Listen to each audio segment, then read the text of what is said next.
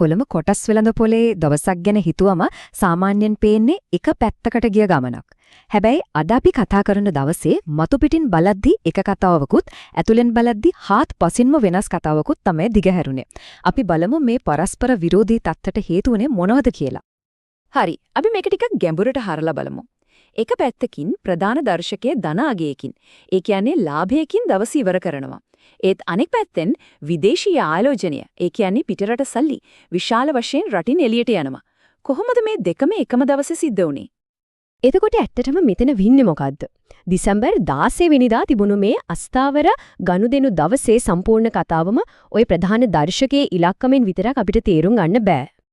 ප්‍රධාන දර්ශකය, ඒ කියන්නේ ESP එක ලකුණු 38කටත් වඩා වැඩි වෙලා 22333 මට්ටමේ තමයි දවස් අවසන් කළේ. බැලු බැලමට මේක හොඳ දවසක් වගේ පේනවා.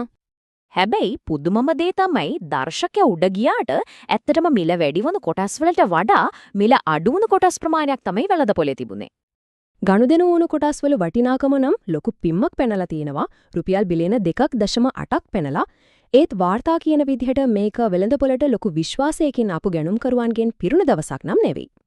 එතකොට ප්‍රශ්නේ මේකයි. කට්ටියගේ සහභාගීත්වය අඩුයි නම් කොහොමද වෙළඳපොළ උඩට ගියේ? මොකද්ද මේකට හේතුව? මෙන්න මේ උපුටා දැක්වීමෙන් ඒකට උත්තරය අපිට හොයා ගන්න පුරුවන්. වෙළඳපොළ උඩට තල්ලු කරපු ප්‍රධානම ගාමක බලවේග වෙලා තියෙන්නේ ලාභාංශ.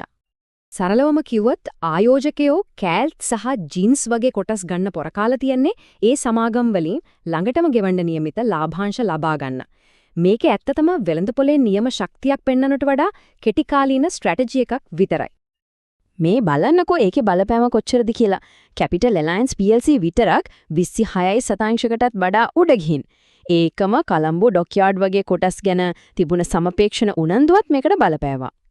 හැබැයි මේ ක්‍රියාකාරකම් මුළු වෙළඳපොළ පුරාම තිබුණේ නැහැ. ඒක ක්ෂේත්‍ර කීපයකට විතරක් සීමා වෙලා තිබුණා. බලන්න විවිධාංගීකරණය වූ මූල්‍ය අංශය විතරක් මුළු ගනුදෙනු වලින් 4/1කටත් වඩා අරගෙන තියෙනවා. අපි දැන් කතාවේ අනික් පැත්ත බලමු. දේශීය ආයෝජකයෝ මේ විදිහට කොටස් ගන්නකොට ජාත්‍යන්තර ආයෝජකයෝ මොකද කළේ? දේශීය ආයෝජකයෝ කොටස් ගන්නකොට විදේශ ආයෝජකයෝ කරේ මොකද්ද? එයාලා වෙළඳපොලෙන් අයින් වෙවි හිටියේ. එයාලා මිලදී ගත්ත ප්‍රමාණය වගේ 3 ගුණයකටත් වඩා විකුණලා දාලා. ඒකේ ප්‍රතිඵලය තමයි එකම එක දවසක් ඇතුළත රුපියල් මිලියන 43ක ශුද්ධ මුදලක් වෙළඳපොලෙන් එළියට ගලාගෙන ගිය එක. හැබැයි පුදුමම දේ තමයි මේ ගලාගෙන ගිය මුළු මුදලටම වගේ වග කියන්න උනේ එකම එක කොටසකට. ඒ තමයි CLH. මේ එක දවසේ සිද්ධිය මේ අවුරුද්දටම වෙළඳපොලෙන් එළියට ගිය රුපියල් බිලියන 37.66ක දැවැන්ත අගයට තවත් එකතු වුණා විතරයි. හොඳයි. ඉතින් මේ උඩට යන එකයි පහළට යන එකයි හරියටම තේරුම් ගන්න නම් අපි පොඩ්ඩක් ඈතට ගිහින් රටේ ආර්ථිකයේ ලොකු චිත්‍රය දිහා බලන්න ඕන. අලුත් දත්ත දිහා බැලුමම පේන දෙයක් තමයි රටේ ආර්ථිකයේ එන්ජින් දෙක වගේ තියෙන සේවා සහ නිෂ්පාදන කියන අංශ දෙකම වර්ධනය වෙනවා කියන එක. හැබැයි ඒ වර්ධනයේ වේගය විශේෂයෙන්ම සේවා අංශයේ සෑහෙන්න අඩු වෙලා තියෙනවා. ඒක යන්තම් වර්ධනය වෙන මට්ටමේ තමයි රැඳිලා තියෙන්නේ. නිෂ්පාදනාංශයේත් කතාව මේකමයි. ඒකෙත් වේගය අඩු වෙලා. ඉතින් මේ වේගය අඩුවීමෙන් පේන්නේ පොඩි අවදානම් තත්ත්වයක්. සමහර විට විදේශ ආයෝජකයෝ වෙළඳපොලෙන් අයින් වෙන්න එක හේතුවක් වෙන්න ඇත්තෙත් මේක වෙන්න පුළුවන්.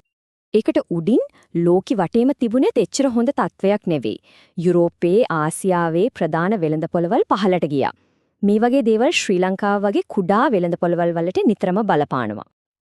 ඉතින් මේකෙන් දවසේ සම්පූර්ණ චිත්‍රෙම පැහැදිලි වෙනව නේද? එක පැත්තකින් දේශීය ආයෝජකයෝ ලාභාංශ පස්සේ යනවා, අනෙක් පැත්තෙන් විදේශ ආයෝජකයෝ ලෝකයේ සහ රටේ තියෙන අවිනිශ්චිතතාවය දිහා බලනවා. ඉතින් අවසානයේට අපිට ඉතුරු වෙන්නේ ලොකු ප්‍රශ්නයක්. දේශීය සුබවාදීත්වය එක පැත්තකට අදිනකොට විදේශීය අවිනිශ්චිතතාවය අනෙක් පැත්තට අදිනවා. එතකොට කොළඹ කොටස් වෙළඳපොලේ අනාගතේ තීරණය කරන්නේ මේ බලවේග දෙකෙන් කොමක කුන්නොද?